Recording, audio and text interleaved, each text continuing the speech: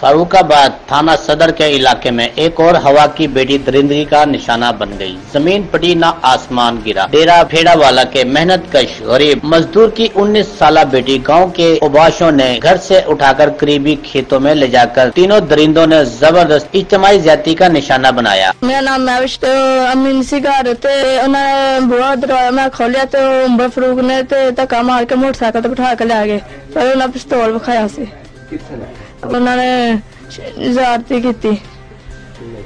उमर फरूक ने ते कराम ने ते तीसरे ने उन्हें फोन करके ते राबता किया से आ जाओ थे तो फिर तीसरा मनीन आ गया से।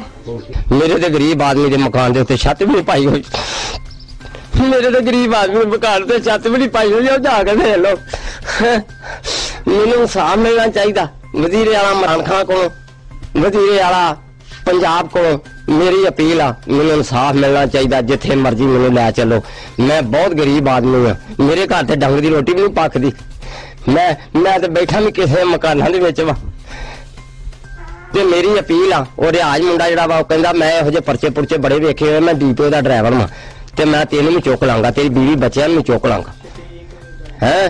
ते शफीक जिहड़ा वा कहंदा जी मैं थानेदार वा मुंडे दा मामा वा मुजरमां दा ते वो कहंदा जी मैं वो कर दांगा ये कर दांगा ते मैं हकदार हाँ अपील दा ते मैनू गरीब आदमी हाँ ते मैनू इंसाफ मिलना चाहिए। तुहाडी बड़ी मेहरबानी। मेरे हाथ बन्ने वाले वेख लो मेरे हाथ बन्ने वाले वेख लो मैनू इंसाफ चाहिए।